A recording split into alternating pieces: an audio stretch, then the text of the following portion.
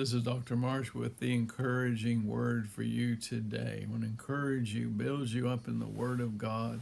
It's able to give you an inheritance. And what is your inheritance? And so we've been talking about hindrances to prayer, which would be hindrance to your life and your business. If you like, the heavens are like brass, doors are closed and things. And as you pray and get things cleared up out of you, things sometimes they get clogged up. We need to unclog the wells, unbung the wells, get the rocks out, like Jacob's wells, Isaac's wells were bunged up, and he had to get them unbunged.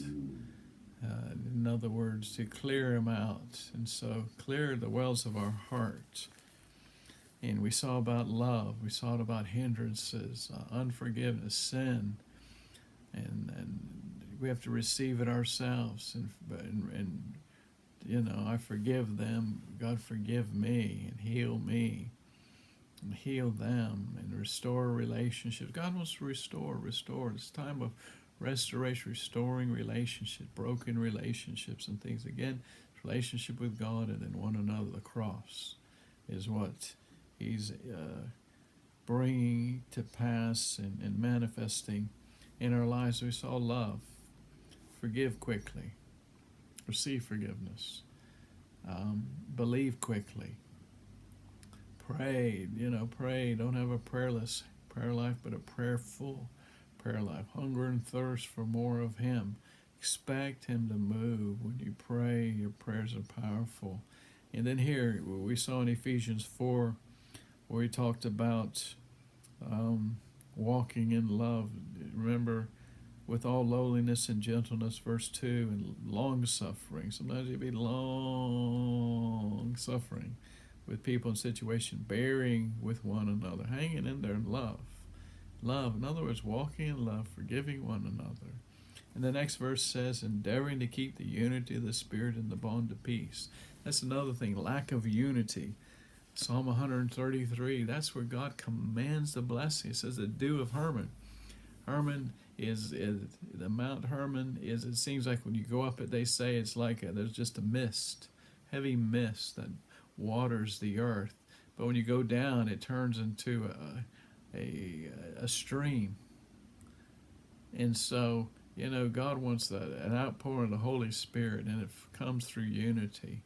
On the day of Pentecost, they're in one accord, in one mind and one accord, and heavens were open, and God released the blessing. Pentecost, baptism of the Holy Spirit and fire. On the day of Pentecost, the fire came in unity. So when you open heart to God and one another, and coming together, laying down our agendas, what's God's agenda? What do you want to do? And that's the power of the cross comes in, and God releases blessing. He says that's where He commands the blessing and life evermore. In unity.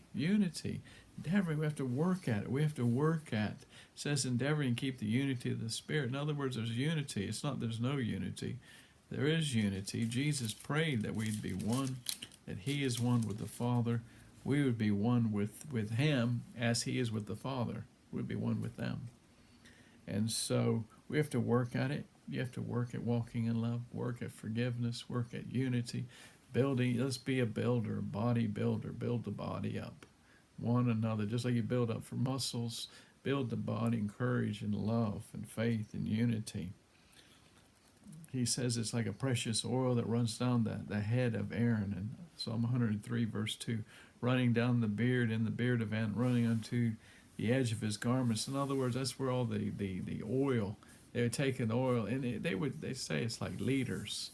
It could be 2, 3, 4, 5 liters of oil they poured out on to anoint the priest, anoint the king, to anoint the prophet. And so it wasn't a little dab would do you on the forehead, the cross or something.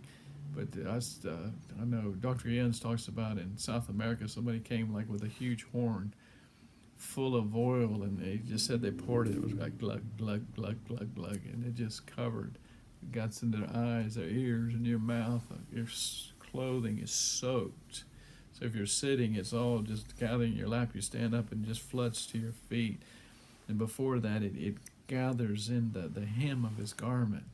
That's why the woman of the issue of blood, when she touched the hem, the power was released, the anointing comes through unity, the body of Christ coming together. God's restoring unity. So let's work at unity, work in walking in love, work at forgiving, work in praying for one another, encouraging one another. My prayers are powerful. Your prayers are powerful. We're going to be all that God wants us to be in Jesus' name. So let's pray. Let's forgive people. Let's walk in love. Let's walk in unity. And let's watch God move. God move in our lives, move in our homes, move in our family, move in our business and ministries, in our community, in our city and nation. That we need to pray for the nations, pray for our city. And maybe we'll deal with that next month, praying for your city and the government and all the different spheres of influence. That's what we'll do next week. So let's pray now. Father, we just thank you for your prayers. Thank you for that Jesus is praying for us. So we receive his prayers. We come in alignment with that and fulfill your will, Lord. And we forgive others. God, forgive us sins and things we've said and done. And we receive your forgiveness. We forgive ourselves and forgive others, Lord, and release them in just big blessings. Blessings over them, blessings over us.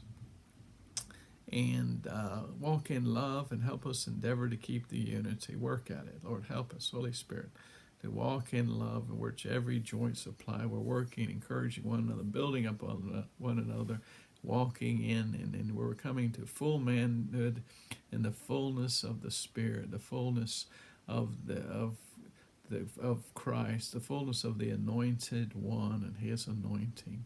In Jesus' name. See, when we walk in unity, we come into the fullness where Jesus had the Holy Spirit without measure, anointing without measure, limitless. We come into unity, it releases the power of God, and it's limitless. In Jesus' name. Lord, so we thank you for miracles. Thank you for blessing every person, spiritually, mentally, physically, financially, and socially. We decree blessings and fresh oil, fresh anointing, fresh fire upon their life in Jesus' name. God bless. See you next week.